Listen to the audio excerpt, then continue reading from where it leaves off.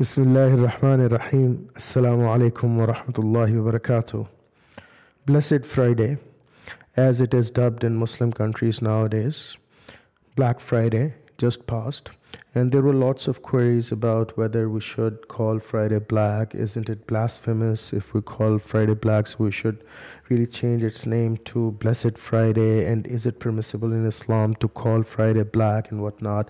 And so let's look at it for a minute in tonight's podcast, and let's see whether it is really permissible in Islam to call Friday black or not. Bismillah.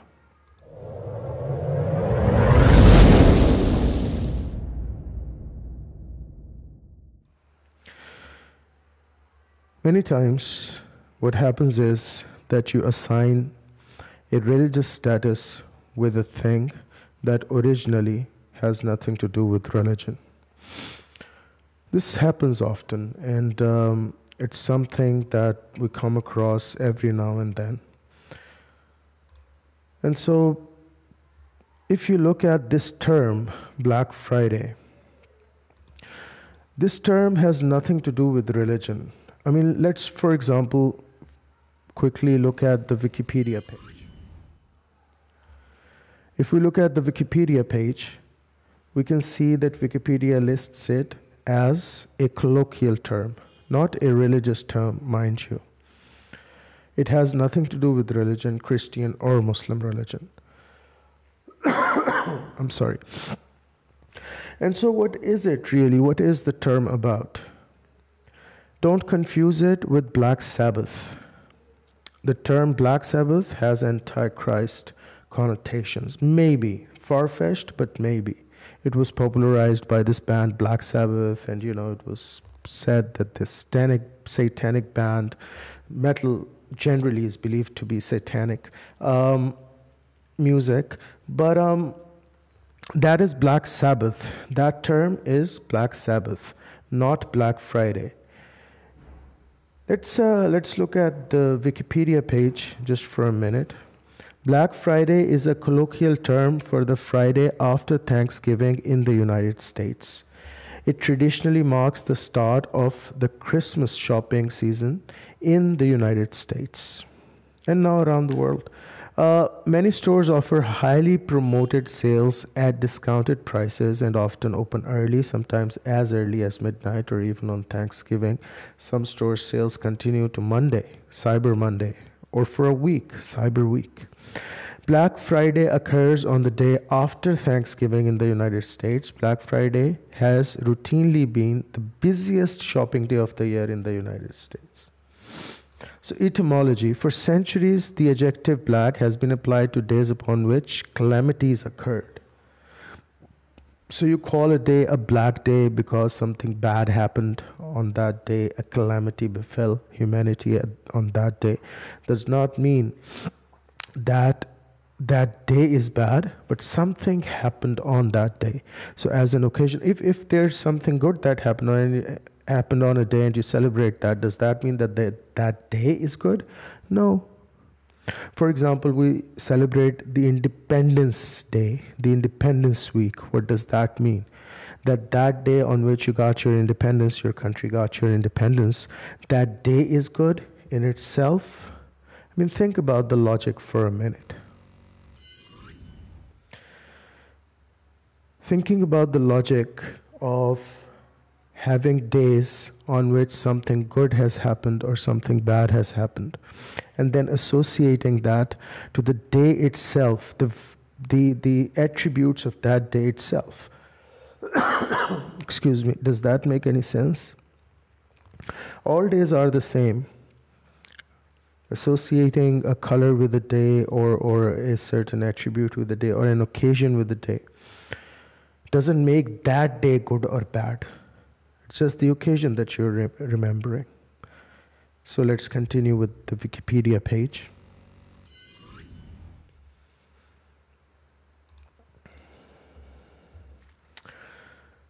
Many events have been described as Black Friday, although the most significant such event in American history was the Panic of 1869.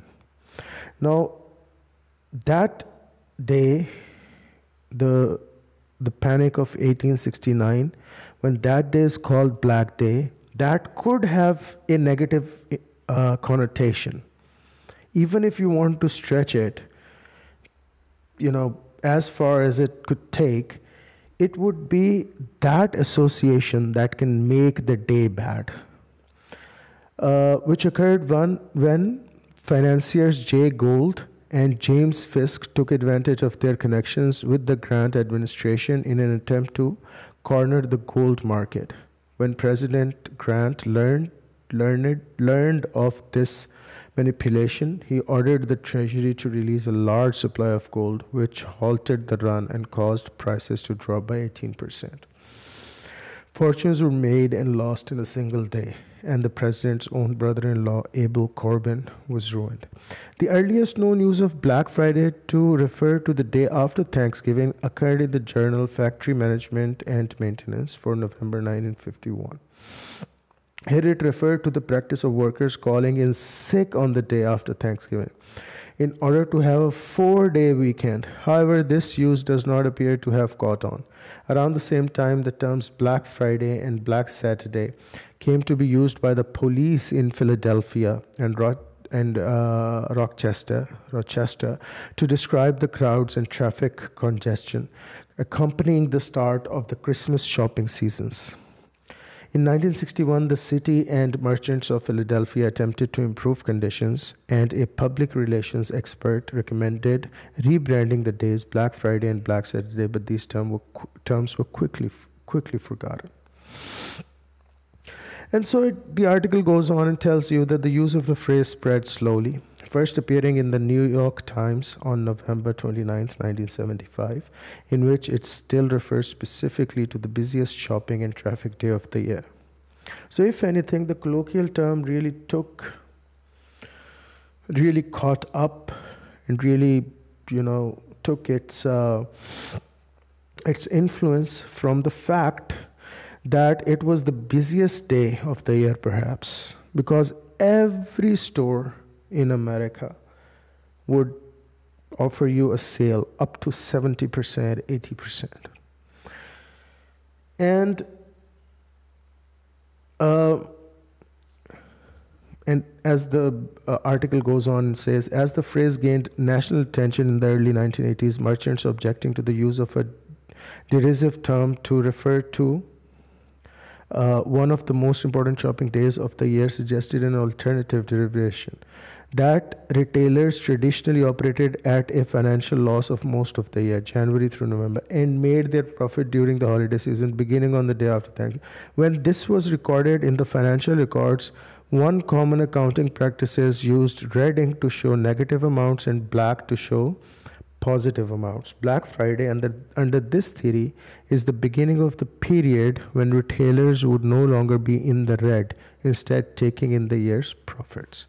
So now you understand, this term has financial connotations, this term has administrative connotations, it has nothing to do with religion.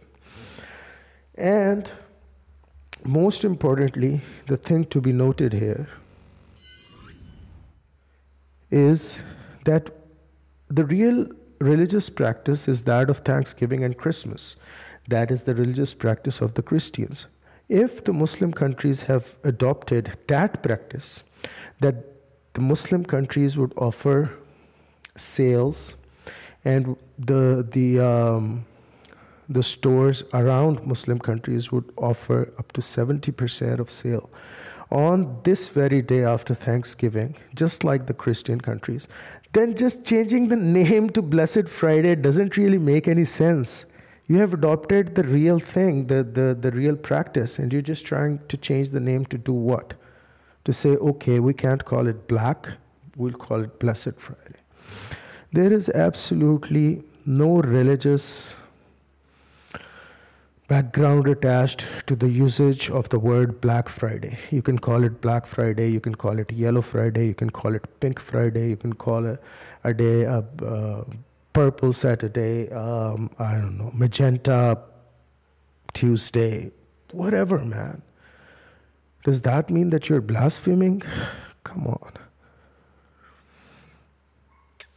The real, if you ask me, the real blasphemy is that you have caught up onto the traditions of non-Muslims.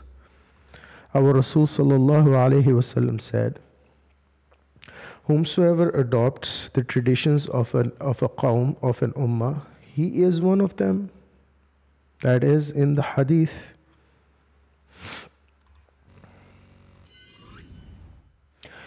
And I can find that hadith for you as well. So let me do that.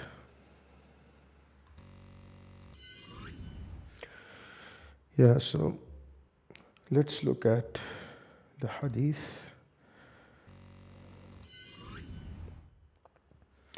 And here is the hadith. Man tashabbaha biqawmin fahuwa minhum. Whomsoever copies a qawm, copies a nation, he is from that nation, from that ummah. This is in Abu Dawud.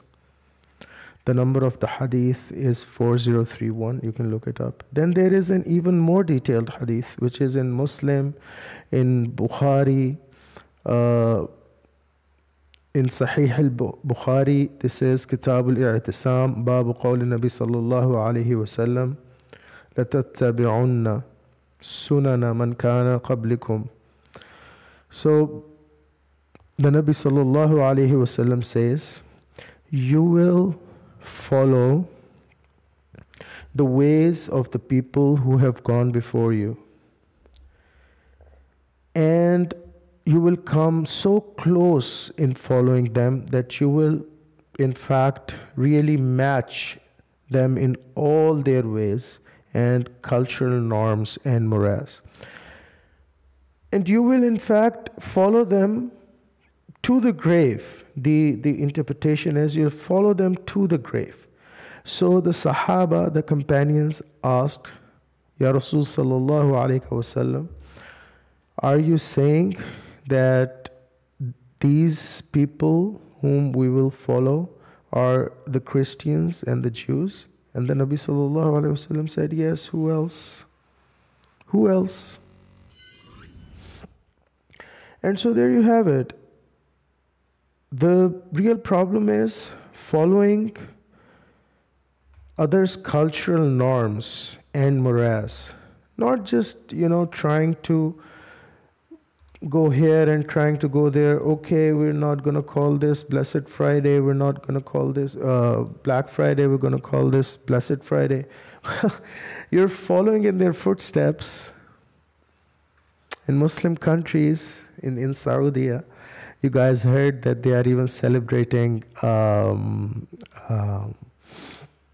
Halloween now. Diwali is celebrated in many Muslim countries. Christmas is celebrated in many Muslim countries on a national level. Do I mean to say that harmonious coexistence is against the teachings of Islam? No. Live with them harmoniously, it's fine. They can have their own occasions. They can celebrate Christmas. You don't have to. You don't have to. Tell me one Christian you have seen who has ever celebrated Eid al-Adha, who has brought a cow or a buffalo or a goat and slaughtered it in the name of Allah. They don't adopt our culture. They don't adopt our culture, norms, and morals. And so, to show them that we are able to harmoniously coexist with you, that we respect your ways, your opinions, your way of life, you respect ours. To show this, you don't need to adopt their culture. Excuse me. So I hope I made this clear, inshallah, in tonight's podcast. And I'll leave you with it.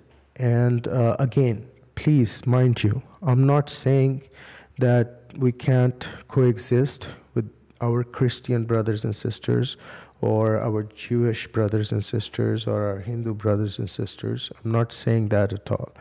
But we don't have to adopt their cultural norms and morals and their ways of life in order for us to to harmoniously coexist with them. This is the concept of khudi in Allama Marhum's poetry, Allama Iqbal. Maybe I'll come to that some other time. So I think it suffices for tonight. And so I leave you with this. Wassalamu alaikum wa rahmatullahi wa barakatuh.